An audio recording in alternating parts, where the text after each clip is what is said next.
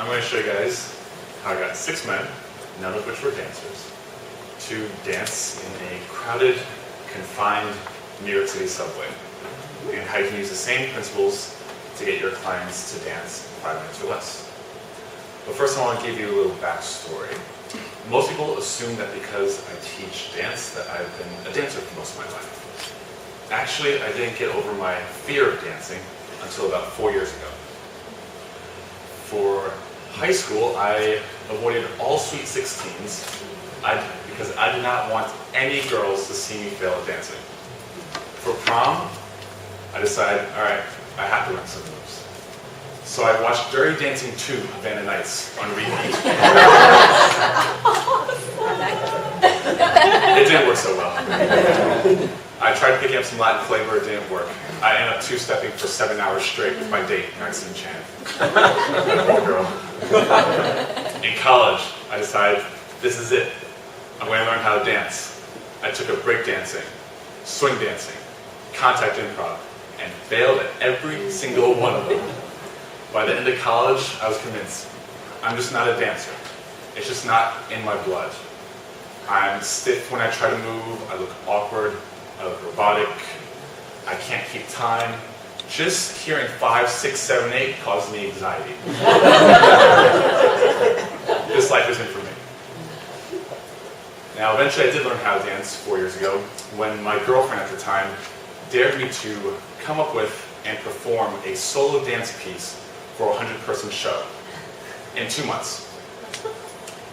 Now, that's not the moral of the story. I did learn how to dance, but that's not the point.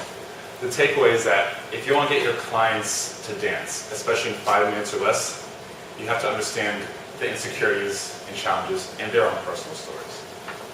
So with that said, how did I get 6 men with the same insecurities, the same fears, to dance in the subway? I'm going to show you the 1-2 punch that I used for them. Number 1, you're going to read their minds. There are 3 things you have to understand about your clients' stories. Number 1, what are their fears? Really dig in deep. For most of the men that work with me, they are terrified that as soon as they step onto the dance floor and start moving, they are going to lose their manliness. They're worried that because they feel awkward, they're going to embarrass themselves, look dumb, look foolish. And those are the exact words that they use. That's critical. When you're understanding your clients, make sure you record what words they use. What's the language that they use? Number 2, what are their failures? Where have they failed before? Guys that have worked with me, they've taken dance classes and been completely overwhelmed. They come out with some sense of choreography, but they are no closer to feeling confident on the dance floor. They've also been on the dance floor and been told that they look too stiff, too white, that they should just relax and feel into it. And they're going, I don't know what that means. Now the final one, this is the juicy stuff. What are their fantasies? Now really dig in deep here. This isn't what they tell you what they want. Guys come to me and say, I want to learn a few dance moves, be able to dance to James Brown. But if you dig in deeper, really dig in deep, what many of these guys are saying is, I want to be the man on the dance floor. I want to go out with my buddies and know that I look good. I want to have a gorgeous woman in front of me and know that I look very good.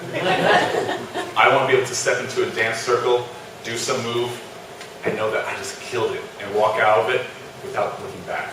Know that everyone is cheering me. Guys want to be the man when they're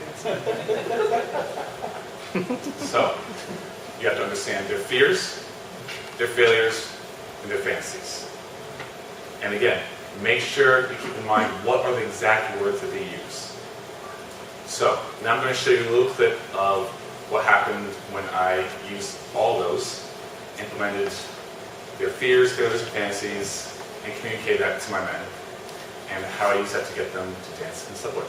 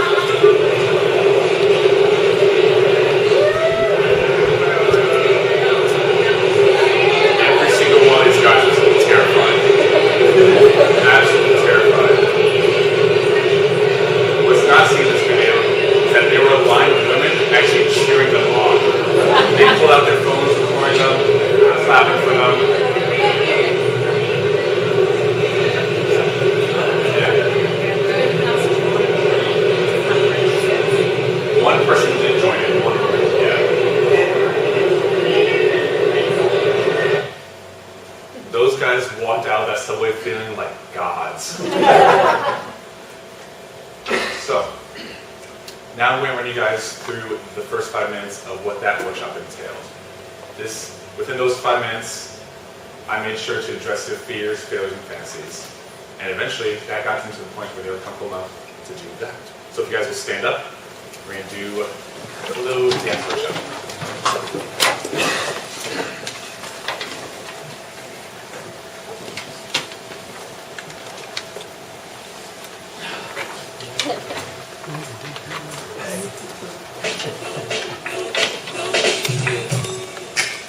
First we're going to do just bob our heads. Nothing fancy.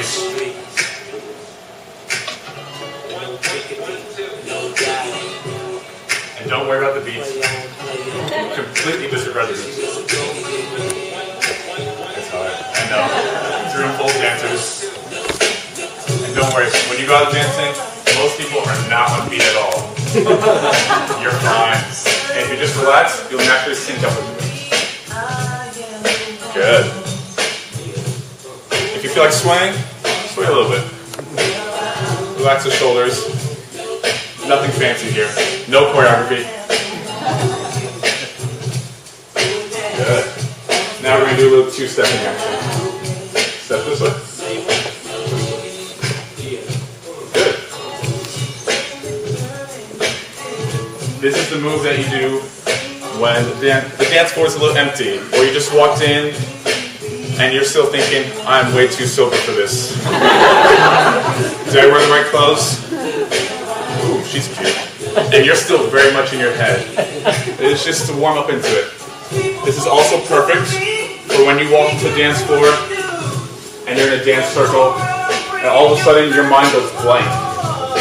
You can't think of what to do. You go, I'm out. Do the two-step. Or when those two moves that you rely on time and time again, you used them up 10 minutes ago. And you're wondering, now what? Two-step. Now I know this is a little boring, so we can mix up a little bit. Instead of having your feet meet, have one foot go back.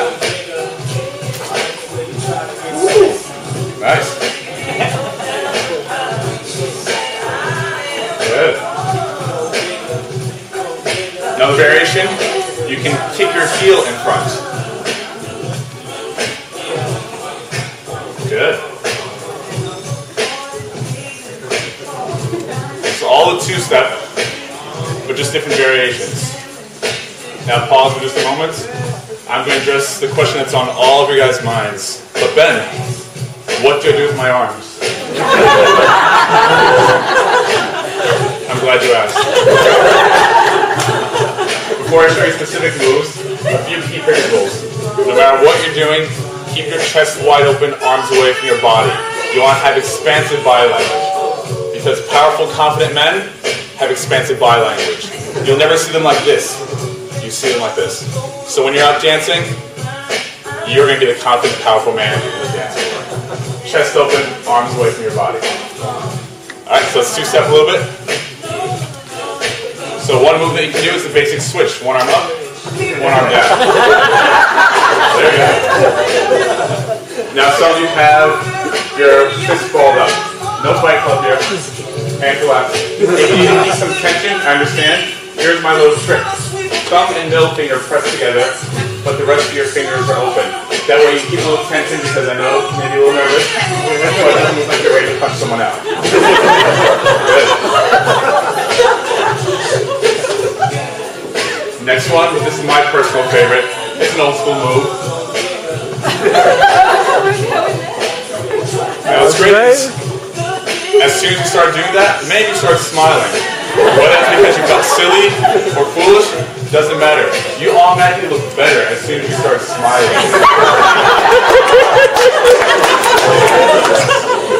So when you're out dancing, if all you do is smile, you're going to look good. When you're out in clubs, most guys are either on the hunt for the next prey, hiding against the wall, or too drunk to really know what's happening. But if you're that one guy that has powerful body language and is smiling and having fun, you win. Yeah. God. So there you go. Right there. You can walk into the dance floor, and if your chest is open and you're smiling, you will have women approach you. I'm not even kidding. I've had clients that they just groove in place and they're smiling, having fun, and women push through the crowd just to dance with that one guy that's having fun. So, that's the end of that workshop. To recap, read your clients' minds. Understand what their fears, their failures, and their fantasies are. Use the actual language that they use. And from there, don't teach them to dance. Teach them how to cope with their fears, avoid their failures, and get closer to their fantasies. Because when you do that, you'll be speaking their language. They'll be nodding their heads going, yeah, I don't know what to do with my arms. My mind does go blank. And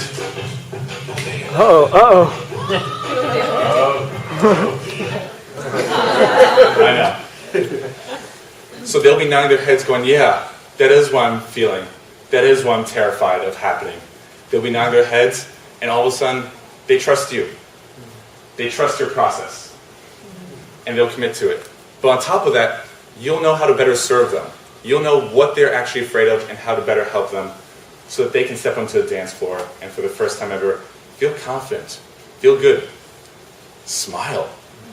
So understand those components, read their minds, don't teach them to dance, teach them what they're looking for help on.